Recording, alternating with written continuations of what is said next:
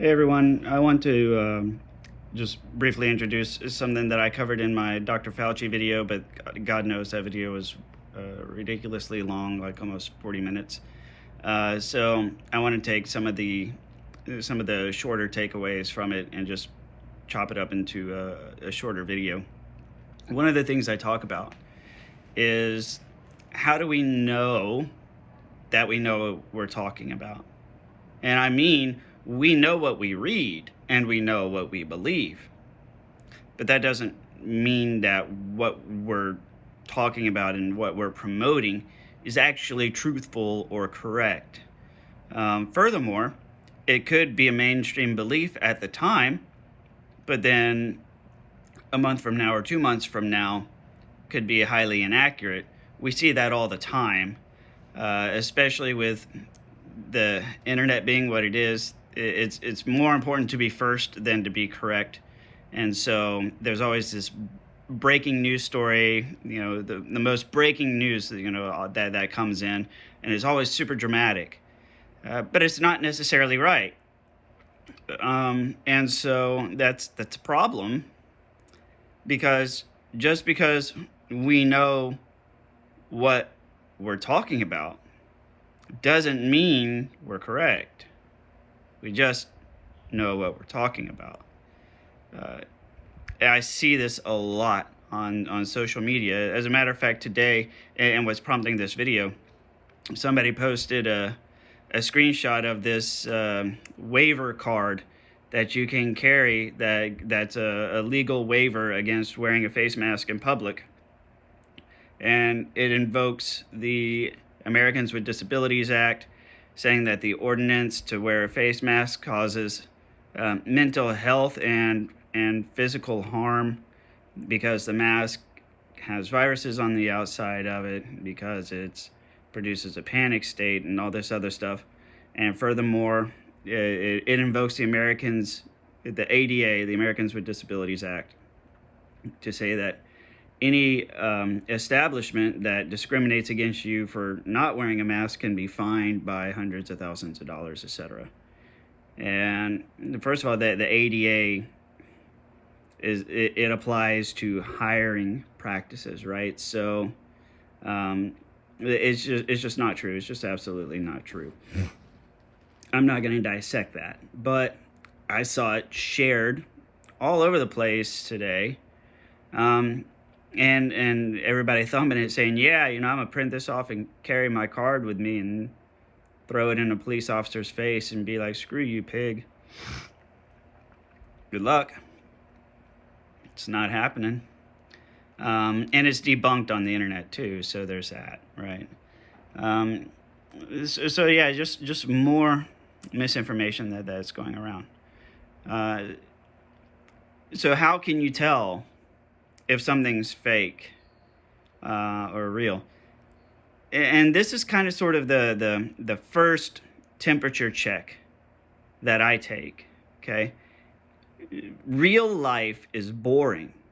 It sucks. If you don't believe me, watch C-SPAN, right? C-SPAN is unedited, unnarrated, uncommented, unspun. It's literally just the video rolling of senators and politicians talking. That's real life. That's a very accurate depiction of what is being said, when it's being said, by whom and how. Everything else you watch, whether it's NBC or MSNBC or ABC or 123 or XYZ, has commentators on it. You won't believe who is it? Senator Paul's fiery exchange with Dr. Fauci. It was not a fiery exchange. When I was watching the Senate testimony, Rand Paul was a douchebag out of left field, and Fauci just kind of laughed it off, because that's what senators do. They put out little unexpected sound bites in these hearings so that they'll make the news, and it's blatantly apparent that that's what it was. So anyways, how do you know if something is likely misleading, misinformation, incorrect? Well, Step number one is it coming from somebody else? If you're reading it on your Facebook feed, it's coming from somebody else. So chances are good it's not right. I have yet to see very accurate information being shared on Facebook. It's just not there. That's one reason why I've taken a break from narcissism to do these things. People, for whatever reason, pick the furthest, most polarized view inside that they can take and shut their minds down and go run off to the corners and hurl shit at each other. And it's I don't know, I can't explain why. That's just how it is. So if you're trying to sift through information on Facebook, let me save you the trouble. It's not worth it. All it's going to do is convince you to run to one side or the other and start flinging shit. And that's not good. So let me break down what to do. So that's one. If you're reading it on Facebook, it really is inaccurate. You're not going to see anybody sharing anything of substance on Facebook. Why? Because boring posts don't get noticed. Boring posts don't get likes. They don't get comments. And Facebook algorithms scuttle them out and away. What gets shared and posted and what shows up on your feed, the, quote, more popular ones, the ones with a lot of activity that get a lot of comments, that get a lot of likes, that get a lot of shares. Facebook algorithms say, hey, there must be something to this post. I should show it to more people.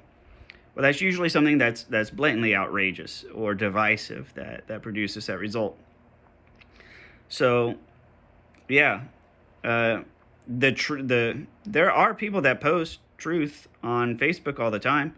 Nobody sees it because nobody cares, because it's boring, right? So the truth takes a back seat to fanatical misinformation. The other way to recognize misinformation is nobody Googles anything anymore. Nobody even bothers to go through the trouble of Googling something. And even when you do, you only really look at whatever floats up to the top. You don't actually dedicate 3 to 5 minutes to compare 2 to 3 sources. Most people just don't do that anymore. And so as a result, you're only informed of whatever Google chooses for you. So that's a problem.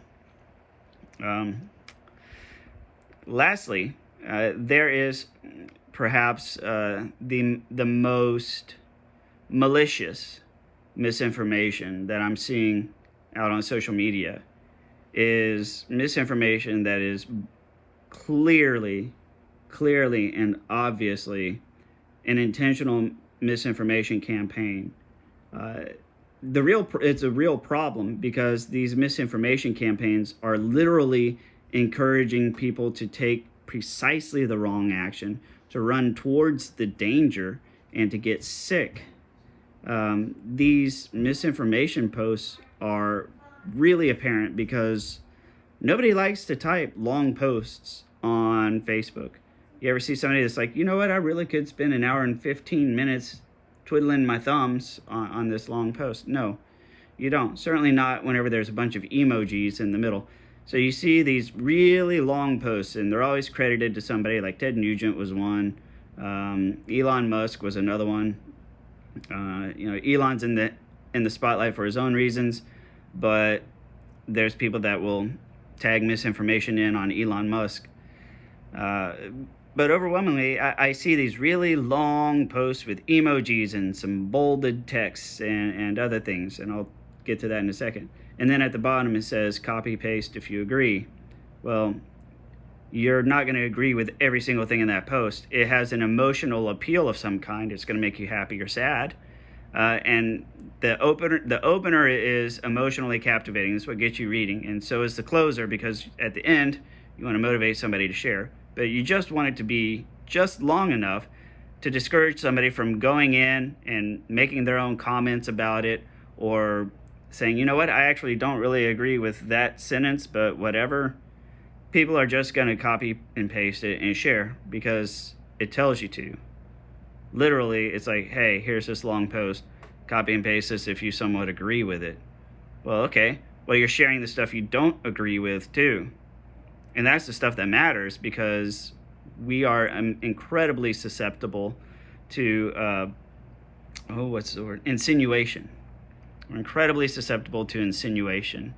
And that's how the programming works, is there's an emotional opener and emotional closer, disinformation sandwiched in the middle, and say, if you agree, like and share, because after you've skimmed over the middle, you agree with the opener, you agree with the closer, but you don't really agree in the middle.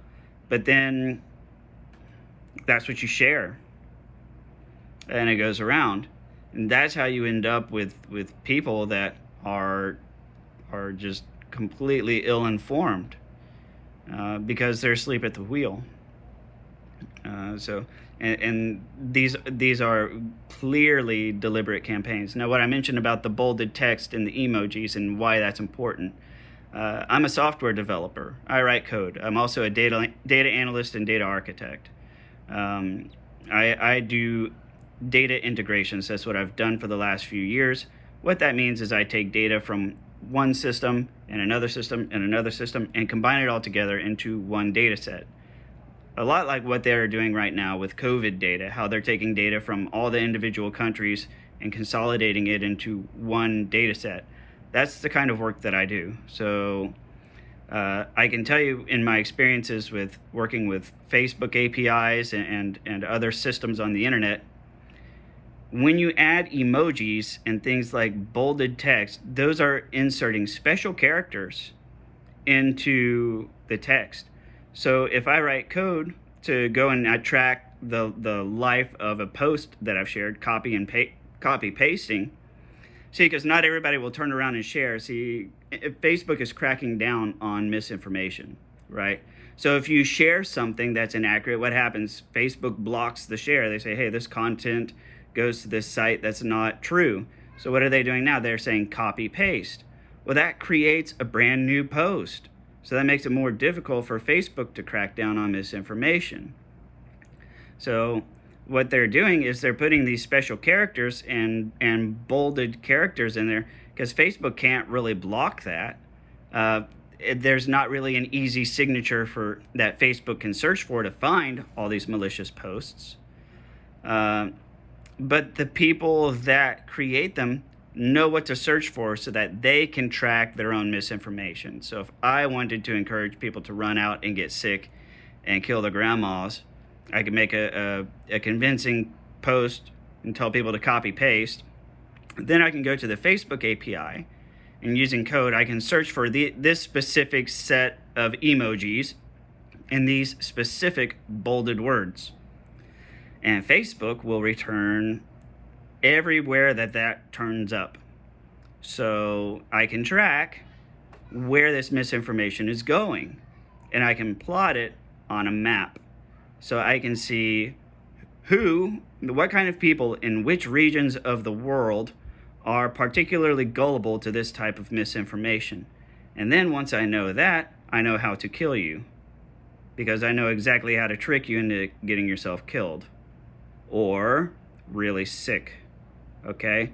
There's a very good reason why the United States overwhelmingly has a high number of cases, like higher than the rest of the world right now. And it's not just due to the high volume of testing. It's because of the high volume of misinformation being spread, and people don't know how to actually protect themselves, which is scary, but it's true, and you can see it. It doesn't take much time for you to scroll to start seeing these posts that are long, lengthy. They've got bold, they've got emojis, and they say copy paste. Well, that's misinformation, and that's how the troll farms, think Russiagate, all that stuff, all the misinformation. That's what it is. That's literally what it is. That's the misinformation spinners circumventing Facebook's policies and block, Facebook's security systems, if you will. So I'll end with this. If you want to know fact from fiction, if you want to know the truth, this is what you need to do. You need to not use Google.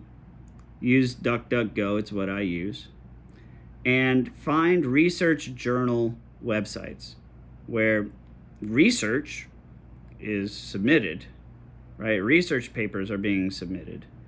Look at research journal websites. When you read a research paper, I can tell you a few things you need to know.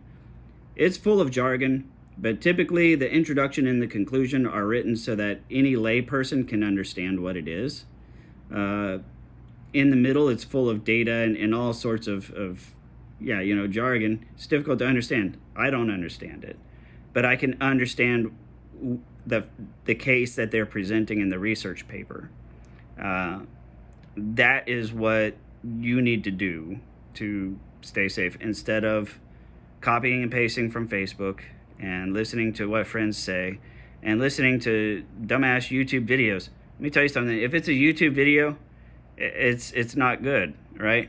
It's a novel virus. It's only been in the US 2 months. So a well-produced documentary, how long does that take them to produce? Several weeks? Like 1 month? Okay, no. Like, we really just don't know dog shit about the virus. Most people don't even realize that the virus is not named COVID-19 and is not named the coronavirus either, right? Most people don't even know the actual name of the virus, which is insane. For the record, it's SARS-CoV-2. That's the name of the virus. The name of the virus is not COVID-19. The name of the virus is SARS-CoV-2. COVID-19 is the name of the disease. Inasmuch as AIDS is not the name of the virus. HIV is the virus. AIDS is the disease caused by the virus, right? So with the coronavirus, it's the virus is SARS-CoV-2. That's along the same lines as HIV. COVID-19 is the name of the disease it causes, just like AIDS is caused by HIV, right? But so many people just don't even know that much about it. And it was named in February. So the virus was named in February. The disease was named in February. And yet people still don't even know, like of all the things people call it, the actual virus name is not one of them. People either call it COVID-19 or coronavirus or Rona, right? Nobody ever calls it SARS-CoV-2, which, to be fair, is too long to use in conversation. But still, people don't even know that that's the actual name of it. So, that's on purpose. Anyways, stay safe. Please take some of these recommendations to heart. I hope you'll stay safe. Use your head. And don't listen to the hype. If it makes you emotional, disregard it, because chances are good it's misinformation anyway. Actual life, real news, real life doesn't make you emotional. Hyped up shit makes you emotional. And if it's hyped up, it's probably not true. Anyways, join the discussion on Facebook. I've got a narcissectomy group, narcissectomy, whatever. Join the group. I'd love to hear from you guys. The group is small. It's highly inactive, but still, I'd love to see you on there. Leave some comments. Let me know what you think. I'll see you on the next video.